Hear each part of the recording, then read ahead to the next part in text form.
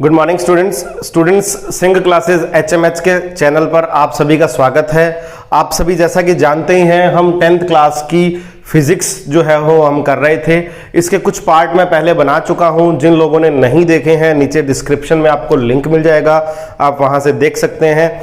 कुछ छोटे छोटे टॉपिक हमने इस चैप्टर में कर लिए थे, तो आज हम उन पे बेस्ड पहले एक दो न्यूमेरिकल करेंगे, फिर हम अपना नेक्स्ट टॉपिक जो है वो करेंगे। तो एक छोटा सा न्यूमेरिकल, बिल्कुल छोटा सा न्यूमेरिकल आपके सामने लेके आया हूं। न्यूमेरिकल को रीड करते हैं, पहले क्वेश्चन को रीड करते हैं। क्वेश्चन क्या कहता है? How many electrons constitute 1 coulomb charge. देखो अपने को क्या गिवन है, 1 कूलम्ब चार्ज गिवन है। तो पूछ क्या रहा है question? How many electron constitute 1 coulomb charge, यानी कि 1 कूलम्ब चार्ज में कितने इलेक्ट्रॉन जो है वो आते हैं, ये हमसे पूछा गया है। How many electron constitute 1 coulomb charge. तो सबसे पहले आपको ये अंदाजा लगाना है कि हमें फॉर्मूला क्या लगाना है। देखिए चार्ज का फॉर्मूला होता है Q = NE। मैंने पिछली क्लास में आपको एक्सप्लेन किया था, ठीक है। तो Q = NE, ये यहां एक फॉर्मूला है। N क्या है? Any integer. N क्या है? Any इंटीजर, यानी कि नंबर ऑफ इलेक्ट्रॉन है। N क्या है? Number of electron, number of electron है, ठीक है। उसके बाद E क्या है? E है चार्ज ऑन 1 इलेक्ट्रॉन, यानी कि चार्ज क्या होता है 1 इलेक्ट्रॉन पे? 1.6 × 10⁻⁻19 कूलम्ब। अब कई बच्चों को यहां ये कंफ्यूजन होती है कि यहां नेगेटिव क्यों नहीं लगाया जी, इलेक्ट्रॉन पे चार्ज तो नेगेटिव होता है। बिल्कुल नेगेटिव होता है, इलेक्ट्रॉन पे चार्ज नेगेटिव होता है, लेकिन जब तक न्यूमेरिकल में कहा ना जाए तब तक आप इसे नेगेटिव नहीं लेंगे, ठीक है ना दोस्तों, क्योंकि हम अलजेब्रिकली इसको ऐड नहीं करते हैं, ये ध्यान रखना है। तो यहां E जो है वो नेगेटिव अभी एक बार के लिए अपने को नहीं लेना है। और Q क्या होता है? यहाँ पे टोटल चार्ज होता है। Q क्या होता है? यहाँ पे टोटल चार्ज। यहाँ Q अपने को दे रखा है 1 कूलम्ब। क्या दे रखा है? 1 कूलम्ब। तो जो जो गिवन थिंग्स थी वो मैंने यहाँ नोट कर दी हैं। अब सीधी वैल्यू पुट करनी है। यहाँ पे जो Q की वैल्यू है वो है 1 कूलम्ब, ठीक है। N मुझे पता नहीं है। N क्या है? नंबर ऑफ इलेक्ट्रॉन है। N की वैल्यू हमें नहीं पता है, और इलेक्ट्रॉन जो है उसके ऊपर चार्ज हमें पता है 1.6 × 10⁻⁻19। ये हमारा E की वैल्यू है। अब जब हमें फाइंड करना है N, तो ये पूरा का पूरा पोर्शन इसके डिवाइड में आ जाएगा। तो ये लिखे जाएंगे 1/1.6 × 10⁻⁻19 कूलम्ब। कूलम्ब को हम लास्ट में लिखेंगे अगर जरूरत पड़ेगी तो, ठीक है ना। अब ये पॉइंट जब मैं रिमूव करता हूं तो पॉइंट के बाद एक डिजिट है, तो यहां 1 0 लग जाएगी। सिंपल सी बात है, यहां 1 0 लग जाएगी। तो ऊपर बन जाएगा 10, नीचे बन जाएगा 16, और ये -19 है, ऊपर जाके क्या हो जाएगा? +19 हो जाएगा। 10 की पावर -19 थी, जब ऊपर लेके जाएंगे न्यूमरेटर में तो ये हो जाएगा +19। क्लियर? अब ये 10 की पावर 1 है, ध्यान से देखिए। ये क्या है? 10 की पावर 1, और ये क्या है? 10 की पावर 19। क्या है? 10 की पावर 19।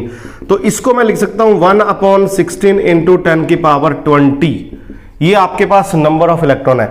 अब हम अगर 1 में 16 का डिवाइड करते हैं, ध्यान से सुनिए, अब जो पॉइंट आने वाला है वो इंपॉर्टेंट है। अगर हम 1 में 16 का डिवाइड करते हैं तो वो डिजिट डेफिनेटली पॉइंट्स में ही आएगी, ठीक है ना। तो वो जो डिजिट आएगी वो ये आएगी 0.0625 × 10⁻20। ये जो वैल्यू आई है ये N की वैल्यू है। चाहे तो आप अपना आंसर यहां छोड़ सकते हैं, ठीक है ना, चाहे तो आप अपना आंसर यहां छोड़ सकते हैं, लेकिन इसको इस तरीके से भी लिखा जा सकता है। 2 डिजिट आगे खिसका लें अगर पॉइंट को हम, तो यहां लिखा जाएगा 6.25, ठीक है ना। ये पॉइंट आगे चला जाएगा और यहां पावर 2 कम हो जाएगी, यानी कि 10 की पावर हो जाएगी +18। ये N की वैल्यू है। इसका मतलब यह हुआ कि 1 कूलम्ब चार्ज में इतने इलेक्ट्रॉन आते हैं। 1 कूलम्ब चार्ज में इतने इलेक्ट्रॉन आते हैं। ये जो न्यूमेरिकल है, ये जो क्वेश्चन है काफी इंपॉर्टेंट है, बहुत बार बोर्ड एग्जाम में पूछा गया है। एक क्वेश्चन और लेते हैं, फिर हम अपना नेक्स्ट टॉपिक स्टार्ट करेंगे। चलिए दोस्तों, नेक्स्ट क्वेश्चन आपके सामने है। क्वेश्चन को रीड करते हैं दोस्तों। क्वेश्चन क्या कहता है? A 0.5 ampere current has been flowing in a circuit for 20 minutes. Calculate the number of electron from one end to the other. तो जो जो गिवन थिंग्स हैं, सबसे पहले मैं वो लिख रहा हूं यहां पे कि मुझे गिवन क्या क्या है। सबसे पहले आप ये देखिए कि करंट गिवन है और कितना गिवन है, आई की जो वैल्यू है वो है 0.5 एम्पियर। जो गिवन थिंग्स होती हैं वो सबसे पहले आपको लिखनी होती हैं। आफ्टर दैट दिया हुआ है कि flowing in the circuit for 20 minutes, हमें टाइम दे रखा है 20 मिनट्स। अब यहां लिखते ही मैं आपको एक बात क्लियर कर दूं कि जो टाइम दे रखा है 20 मिनट्स, इसको हमें सेकंड में कन्वर्ट करना है। तो आपको ये पता ही होगा, सिंपल सी बात है, 1 मिनट के अंदर कितने सेकंड होते हैं, 60 सेकंड्स होते हैं। तो मैंने 20 को 60 से मल्टीप्लाई कर दिया, इट मींस 1200 सेकंड्स आ गया टाइम मेरे पास। ठीक है, करंट गिवन था, टाइम मेरे पास आ गया। पूछा क्या है, calculate the number of electron, यानी कि हमसे वही पिछले क्वेश्चन वाला n ही पूछा है। लेकिन ये क्वेश्चन पिछले क्वेश्चन से अलग क्यों है, थोड़ा सा ध्यान से सुनिए। हमारे पास फॉर्मूला था I is equal Q upon T, और एक मेरे पास फॉर्मूला था Q इज इक्वल NE।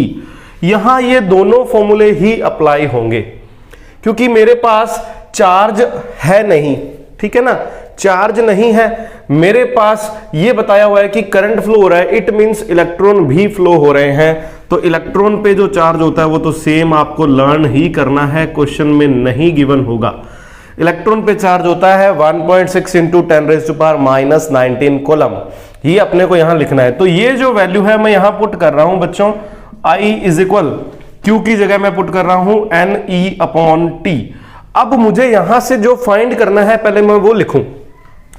देखिए इस t को मैं इधर लेफ्ट साइड में ला सकता हूं, बिल्कुल ला सकता हूं। I into T upon E is equal to क्या आएगा, n आएगा। ये n मेरे पास जो है वो फाइंड करना है मुझे, और I इंटू टी वहां आ जाएगा और E यहां डिवाइड में आ जाएगा। अब मुझे इसकी वैल्यू ही पुट करनी है बस, ठीक है। तो ध्यान से देखिए I की जो वैल्यू है वो कितनी है, I की वैल्यू है मेरे पास 0.5, टाइम है मेरे पास 1200 सेकेंड यानी कि 1200 सेकेंड, अपॉन इलेक्ट्रॉन पे जो चार्ज है वो सेम एज इट इज हमें लिखना ही है। और मैं पहले भी बता चुका हूं ये आपको लर्न करना है। ये वैल्यू आएगी मेरे पास n की, किसकी वैल्यू आएगी, n की। तो n की वैल्यू आई बच्चों, या पॉइंट से पॉइंट हटा सकते हैं, ठीक है। ये -19 है, ऊपर जाके +19 बच गया। 5 इंटू 12 इंटू 100 इंटू 10⁻19 प्लस का अपॉन में बच गया 16। समझ में आई बात, बिल्कुल समझ में आनी चाहिए, बहुत ही सिंपल बात है। n की वैल्यू, अब ध्यान से सुनिए, इसको कट कर सकते हैं, 4 3 जा 12, 4 4 जा 16, 4 की टेबल से कट कर दिया। फिर 4 को इससे कट कर सकते हैं 25, ठीक है ना, 25 4 जा 100 होता है और 4 1 जा 4 हो गया। मेरे पास बचा 5 3 और 25 इंटू 10⁻19 ये बचा। 5 3 जा 15, या ये कह दो 25 3 जा 75, तो 5 इंटू 75 इंटू 10⁻19 ये मेरे पास नंबर ऑफ इलेक्ट्रॉन रह गए। 5 का मल्टीप्लाई और कर देते हैं, 5 5 जा 25, कैरी बच गया 2, 5 7 जा 35 प्लस 2 37। तो ये मेरे पास नंबर ऑफ इलेक्ट्रॉन है। अगर मैं किसी सर्किट में 0.5 एम्पियर का करंट फ्लो करता हूं, कितने टाइम के लिए, 20 मिनट्स के लिए, तो मेरे पास इतने इलेक्ट्रॉन जो है उस सर्किट के अंदर फ्लो हो रहे हैं। यानी कि नंबर ऑफ इलेक्ट्रॉन कितने फ्लो हो रहे हैं सर्किट में वो मैं बता सकता हूं। ये अपना न्यूमेरिकल हो गया। अब हम नेक्स्ट क्वेश्चन की तरफ चलते हैं दोस्तों। लीजिए स्टूडेंट, नेक्स्ट टॉपिक आपका है ओम्स लॉ। ये टॉपिक इस चैप्टर की जान है। इस टॉपिक को समझना बहुत ही जरूरी है। बहुत ही इजी वे में आपको समझाने वाला हूं और बहुत ही डीपली समझाने वाला हूं, ध्यान से समझना। सबसे पहले मैं इसकी डिफाइन लिख रहा हूं, आराम से डिफाइन लिखने दो, फिर मैं आपको समझाता हूं। तो यहां डिफाइन लिख रहा हूं, electric current flowing in a circuit is directly proportional to its potential difference when configuration means length, cross section area, temperature etc. remain unchanged, अब मैंने डिफाइन लिख दिया। अब इस चीज को थोड़ा ध्यान से समझने की जरूरत है, आराम से समझिए। Electric current flowing in a circuit, यानी कि सिंपल सी बात है, किसी सर्किट में क्या फ्लो हो रहा है, इलेक्ट्रिक करंट फ्लो हो रहा है, तो हमें इसमें कोई दिक्कत नहीं है। इन a circuit is directly proportional, अब ये क्या होता है ये ध्यान से समझाऊंगा मैं। Directly proportional to its potential difference, potential difference आपको पता है, पिछली वीडियो में बता के गया हूं, ये V होता है और ये I होता है, ठीक है। व्हेन कॉन्फ़िगरेशन, कॉन्फ़िगरेशन का मतलब होता है साइज वगैरह, तो length, cross section area, temperature remain unchanged, यानी कि ये सारी चीजें चेंज नहीं होनी चाहिए उस दौरान। तो ये क्रॉस सेक्शन एरिया क्या होता है, लेंथ यहां किस चीज की है, टेम्परेचर किस चीज का है, ये सारी चीजें यहां बताऊंगा मैं आपको, बकायदा पूरा ढंग से समझिए। Electric current flowing in a circuit is directly proportional to its potential difference. तो सिर्फ ओम का लॉ तो ये कह रहा है कि I जो है वो प्रोपोर्शनल है V के, यानी कि करंट जो है वो V के प्रोपोर्शनल है। ये आपका साइन है डायरेक्टली प्रोपोर्शनल का, ये जो यहां लिखा हुआ है ना डायरेक्टली प्रोपोर्शनल, ये इसका साइन है। अब इसका मीनिंग क्या है, ओम नाम का एक साइंटिस्ट था, उसने क्या बताया, उसने क्या चीज बताई है, उसने ये बताया है कि अगर हम वोल्टेज को बढ़ाते हैं तो करंट भी बढ़ता है, ठीक है। अगर हम वोल्टेज को बढ़ाते हैं तो करंट भी बढ़ता है, और अगर हम वोल्टेज को कम करते हैं तो करंट भी क्या होता है, कम होता है। अब इस बात को थोड़ा और डीपली समझिए आप कि इलेक्ट्रिक करंट वोल्टेज के डायरेक्टली प्रोपोर्शनल है, तो इसका मीनिंग क्या है, इसको और थोड़ा खोल के लिखता हूं मैं। ये प्रोपोर्शनल का साइन हटाने के लिए हमें हर बार कांस्टेंट लगाना पड़ता है, ये चीजें हमने 9th क्लास में भी सीखी हैं, तो ये ध्यान रखना है। यहां मैं R लगा देता हूं, इसको बना दूंगा इक्वल, और ये बन जाएगा V is equal to IR। अब यहां एक बात बता दूं, कुछ बुक्स में आपको ये भी देखने को मिलेगा, I इधर V इधर और V इधर I इधर, तो इससे कंफ्यूज नहीं होना है बेटा, ये भी सही है और ये भी सही है। इसका मतलब भी यही है कि V जो है वो I पे डिपेंड करता है और I जो है वो V पे डिपेंड करता है, और इसका मतलब भी सेम है, ठीक है। तो यहां ध्यान रखना है V is equal to IR। अब आप सोच रहे होंगे कि ये R क्या चीज है, ये ओम का फॉर्मूला है V is equal to IR, यानी कि आप ये कह सकते हैं कि this is the relationship between voltage, current and resistance. अब ये R होता क्या है, रेजिस्टेंस क्या होता है, ये बताता हूं आपको। ये R क्या है, रेजिस्टेंस है, और ये एक टाइप का कांस्टेंट है, इसको प्रोपोर्शनैलिटी कांस्टेंट भी बोलते हैं, इसको प्रोपोर्शनैलिटी कांस्टेंट भी बोलते हैं। इस रेजिस्टेंस वर्ड में कई सारे बच्चों को कंफ्यूजन है, तो ये अभी आप 5 मिनट और देख लेंगे ना वीडियो को ढंग से, तो रेजिस्टेंस वर्ड में कंफ्यूजन बिल्कुल भी नहीं रहेगी आपकी। तो मैं इसको पूरा ढंग से समझाने वाला हूं। ओम्स लॉ को समझ लिया आपने कि ओम्स लॉ क्या करता है, V और I में रिलेशनशिप देता है कि जो V है वो I पे डिपेंड करता है, और कैसा डिपेंड करता है, डायरेक्टली प्रोपोर्शनल, यानी कि I बढ़ेगा तो V भी बढ़ेगा और I कम होगा तो V भी कम होगा। यहां एक नई चीज आई R क्या है, रेजिस्टेंस। अब ओम्स लॉ में एक चीज और रह गई कि हम यहां V और I का ग्राफ देखते हैं। इधर मैं अगर लिखूं V और इधर मैं लिखूं I, एक्स एक्सिस पे V बढ़ रहा है और I जो Y एक्सिस है उस पे I बढ़ रहा है, तो मेरे पास जो ग्राफ बनता है वो इस तरीके की स्ट्रेट लाइन बनती है। ये जो पॉइंट्स आते हैं ग्राफिकल पॉइंट्स, इसका मतलब यह है कि आप जितना V को बढ़ा रहे हो उतना ही I को बढ़ा रहे हो। ये ग्राफ आपको इसलिए बताया क्योंकि 1 नंबर में कई बार आता है ये ग्राफ बोर्ड में, क्या कि what is the graphical relationship या what is the graphical representation of Ohm's law. तो ये इसकी रिप्रेजेंटेशन है, और इस स्ट्रेट लाइन से ये हमें पता चलता है कि जितना हम V को बढ़ाएंगे उतना ही I बढ़ेगा, और जितना हम I को कम करेंगे उतना ही V कम होगा, ठीक है। तो ये सारा था आपका ओम्स लॉ। नेक्स्ट टॉपिक आपका यही है, रेजिस्टेंस। थोड़ा ध्यान से समझना। लीजिए टॉपिक आपके सामने है, रेजिस्टेंस ऑफ कंडक्टर। अब इस टॉपिक को एक छोटे से डायग्राम के थ्रू समझते हैं। ध्यान से सुनिए, देखिए ये जो मैं आपके सामने बना रहा हूं ये एक वायर है, क्या है ये? एक वायर। और मैंने पिछली क्लास में भी एक ऐसी वायर बनाई थी जिसमें मैंने आपको शो किया था इलेक्ट्रॉन का फ्लो, ठीक है ना। अब ये नेगेटिव टर्मिनल है और ये पॉजिटिव टर्मिनल है। नेगेटिव टर्मिनल से इलेक्ट्रॉन निकले, ठीक है ना, नेगेटिव टर्मिनल से इलेक्ट्रॉन निकले, इधर इधर गए और यहां इलेक्ट्रॉन फ्लो हो रहे हैं इधर, ठीक है ना, यहां इलेक्ट्रॉन फ्लो हो रहे हैं इधर, ठीक है ना, यहां इलेक्ट्रॉन फ्लो हो रहे हैं। अब इसको बिल्कुल देसी तरीके से समझाने वाला हूं, बिल्कुल देसी तरीके से, थोड़ा सा ध्यान से समझिए। देखिए, जब भी यहां मैं स्विच ऑन करता हूं तो यहां से इलेक्ट्रॉन निकले, सारा फंडा किसका है? इलेक्ट्रिक करंट का। और करंट क्यों फ्लो हो रहा है? क्योंकि इलेक्ट्रॉन फ्लो हो रहे हैं, ठीक है ना, सिंपल सी बात है। हम बात रेजिस्टेंस की करेंगे लेकिन आप पहले करंट समझिए।